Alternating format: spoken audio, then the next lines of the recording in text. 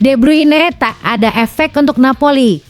Manchester City versus Napoli, The Citizens menang 2-0 tanpa balas. Kedalaman skuad agar tak jatuh di tengah musim. Inilah alasan Pep Guardiola dan Manchester City wajib datangkan Kvaratskhelia dari PSG. Pep Guardiola, Manchester City bukan favorit Liga Champions dan itu membuat saya bahagia. Tajam dan mengerikan bagi lawan. Erling Haaland cetak sejarah, penyerang tercepat raih 50 gol di Liga Champions.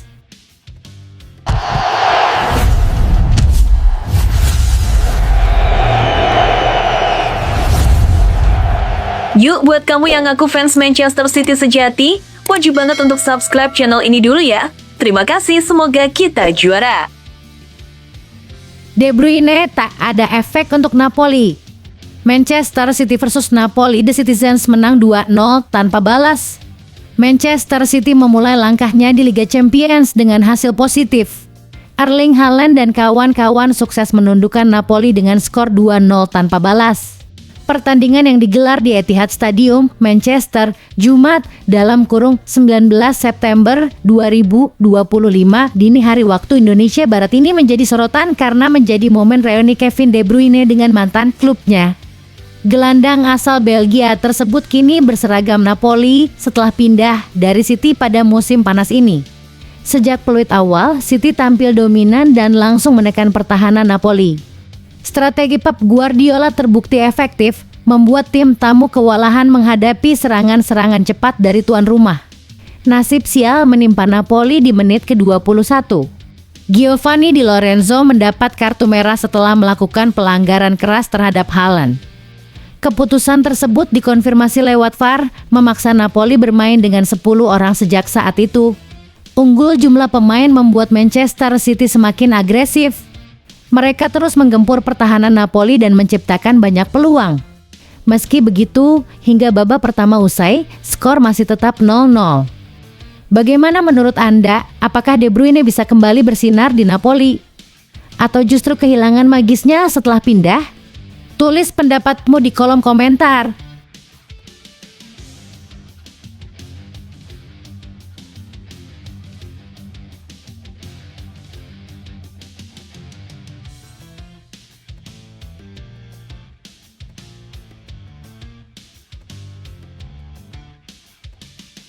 Kedalaman skuad agar tak jatuh di tengah musim. Inilah alasan Pep Guardiola dan Manchester City wajib datangkan Kvaratskhelia dari PSG. Meski bursa transfer musim panas 2026 belum dibuka, Manchester City sudah dikaitkan dengan beberapa nama besar. Salah satu yang mencuat adalah Kvaratskhelia, winger lincah asal Georgia yang kini bersinar bersama Paris Saint-Germain (PSG). Baru bergabung sejak Januari 2025, Kvaratskhelia langsung tampil menonjol di Ligue 1 dengan 4 gol dan 3 assist dalam 14 penampilan. Tak hanya itu, ia juga mencatatkan 34 tembakan, 15 diantaranya tepat sasaran, membuktikan naluri golnya yang tajam. Dalam sistem Pep Guardiola yang mengandalkan rotasi cepat dan kreativitas di sisi lapangan, Kvaratskhelia bisa menjadi elemen penting. Dribble tajam, sentuhan konsisten di area kotak penalti, dan keberaniannya dalam duel 1 lawan 1 menjadi nilai lebih terutama saat menghadapi tim yang bermain bertahan. Di level timnas Georgia, perannya juga vital. Ia tampil konsisten dalam UEFA Nations League dan kualifikasi Euro 2024 dengan akurasi operan tinggi dan kontribusi yang stabil. Meski PSG diyakini enggan melepasnya murah dan adaptasi ke Premier League bisa jadi tantangan, potensi jangka panjangnya sangat menjanjikan. Menurut Anda, cocokkah Kvaratskhelia bergabung dengan Manchester City? Apakah ia bisa jadi pembeda di Liga Champions? Tulis opinimu di kolom komentar.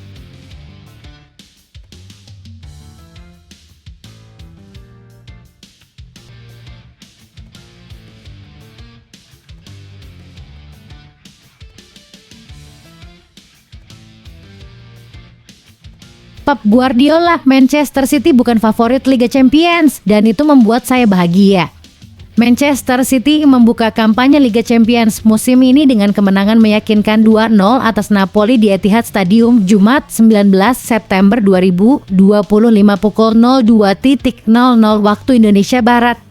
Meski tampil solid, Pep Guardiola justru menyebut timnya bukan favorit juara. "Tampaknya kami bukan salah satu favorit," ujar Guardiola dalam konferensi pers pasca laga, dikutip dari ESPN.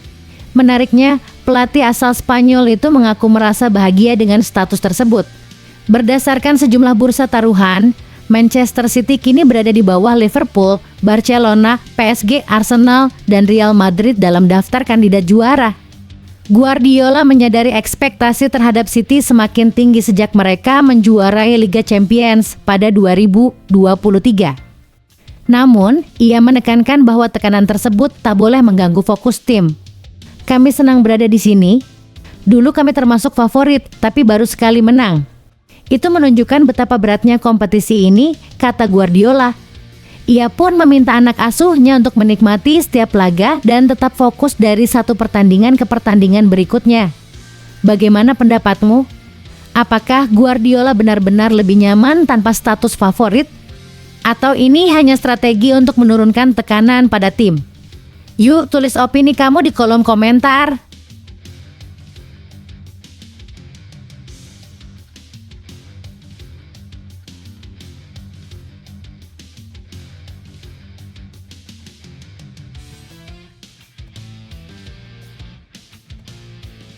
Tajam dan mengerikan bagi lawan.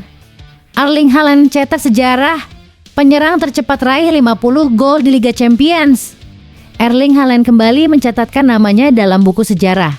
Striker Manchester City ini menjadi pemain tercepat yang mencetak 50 gol di Liga Champions, usai membuka skor dalam kemenangan 2-0 atas Napoli di Etihad Stadium. Ia mencapai tonggak tersebut hanya dalam 49 pertandingan, memecahkan rekor milik Ruud van Nistelrooy yang butuh 62 laga. Gol ke-50-nya tercipta lewat sundulan memanfaatkan umpan lambung dari Phil Foden. Padahal, Napoli sempat membuat frustrasi City selama hampir 1 jam meski harus bermain dengan 10 orang setelah Giovanni Di Lorenzo di kartu merah pada menit ke-25. Sejak debut sensasional bersama Salzburg pada 2019, Haaland memang tampil luar biasa. Ia mencetak hat-trick di babak pertama laga debutnya dan terus mempertahankan ketajamannya bersama Dortmund hingga kini di City. Dari 50 golnya, 34 dicetak dengan kaki kiri, 11 dengan kanan, dan 5 lewat sundulan. Sevilla dan RB Leipzig menjadi 2 korban favoritnya masing-masing kebobolan 6 gol darinya. Haaland kini bukan hanya andalan City, tapi juga simbol dominasi baru di Eropa. Menurut kamu, apakah Haaland bisa menjadi top skor sepanjang masa Liga Champions? Atau masih terlalu dini untuk menyamakan dia dengan Messi dan Ronaldo? Berikan pendapatmu di kolom komentar.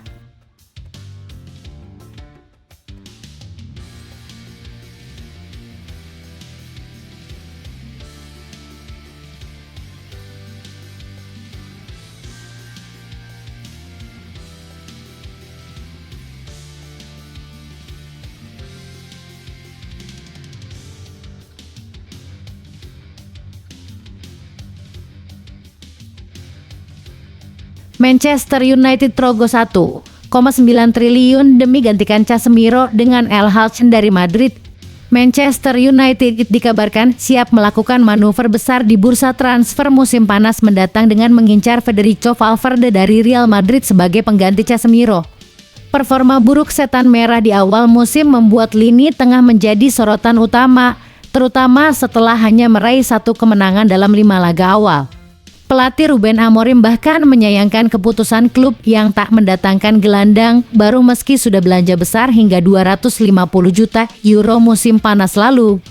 Kini dengan kontrak Casemiro yang akan habis akhir musim dan masa depan Kobbie Mainoo yang belum jelas, Man United menjadikan sektor gelandang sebagai prioritas utama dalam proyek peremajaan skuad. Federico Valverde yang dijuluki El Hadji karena gaya bermainnya yang agresif dan penuh energi, dianggap sebagai sosok ideal. Laporan dari Vichages menyebut United siap mengajukan tawaran fantastis senilai 100 juta euro atau sekitar 1,9 triliun rupiah untuk memboyong bintang asal Uruguay tersebut ke Old Trafford. Menurut kamu, apakah Valverde cocok jadi motor lini tengah Manchester United? Atau ada sosok lain yang lebih tepat? Tulis pendapatmu di kolom komentar.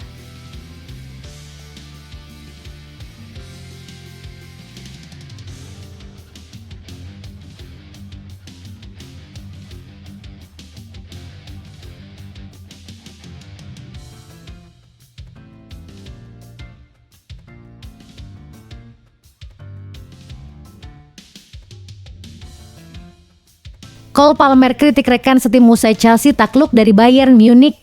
Chelsea memulai Liga Champions musim ini dengan hasil yang mengecewakan. Bertandang ke Allianz Arena, The Blues kalah 1-3 dari Bayern Munich pada Kamis dalam kurung 18/9 dini hari waktu Indonesia Barat. Laga ini menjadi penampilan perdana Chelsea di ajang Eropa sejak 2023.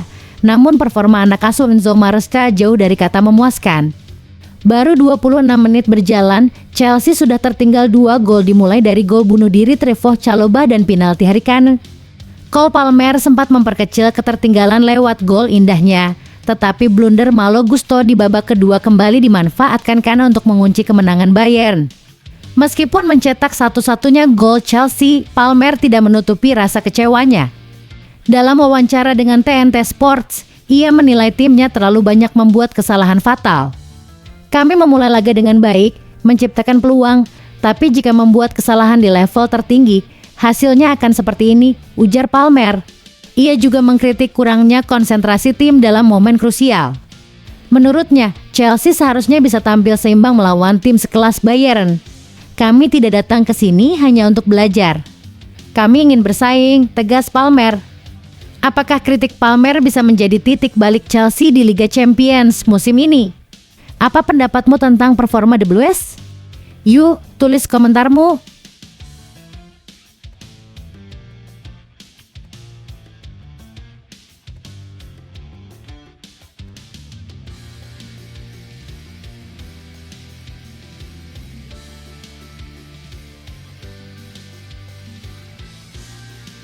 Riccardo Calafiori bersinar, posisi Miles Lewis Kelly di Arsenal terancam. Penampilan gemilang Riccardo Calafiori musim ini membuat persaingan di lini belakang Arsenal semakin panas. Asal Italia itu tampil konsisten sejak awal musim, memaksa Mikel Arteta mengubah rencana rotasi yang sebelumnya memberi ruang bagi Miles Lewis Kelly. Situasi ini menjadi tantangan besar bagi Lewis Kelly yang sempat diprediksi bakal tampil lebih reguler di laga penting. Namun, kepercayaan Arteta kini tertuju pada Calafiori yang disebut sebagai kejutan besar oleh para pengamat.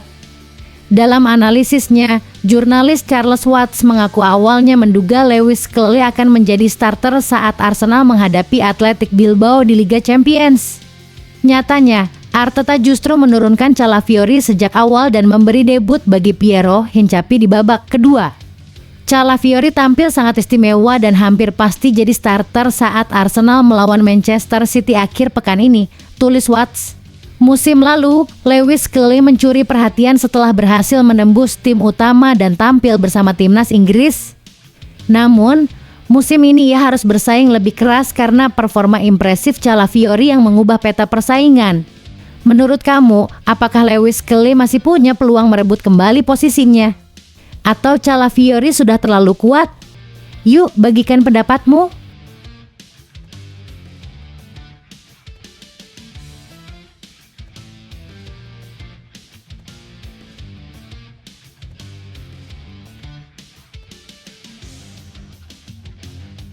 Liverpool terancam sanksi UEFA usai keributan di laga Liga Champions.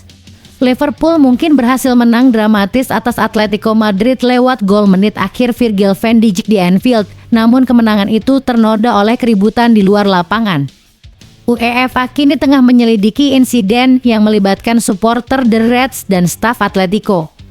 Menurut laporan Mundo Deportivo, kericuhan bermula dari adu mulut antara pelatih Diego Simeone dan seorang supporter Liverpool bernama Jonathan Luke Poulter. Meski awalnya mencoba meredam provokasi, Simeone justru balik diserang melalui media sosial dan akhirnya meminta maaf secara terbuka. Ia juga menyerukan perlunya perubahan budaya di tribun sepak bola Eropa. UEFA kemungkinan akan menjatuhkan sanksi kepada Liverpool karena klub bertanggung jawab atas perilaku ofensif pendukungnya.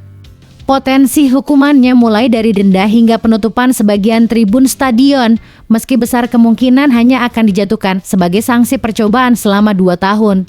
Situasi makin rumit setelah ahli gizi Atletico, David Lagos, dituduh meludahi supporter Liverpool. Bahkan Simeone sendiri terancam larangan mendampingi tim hingga 3 laga karena komentarnya kepada Poulter.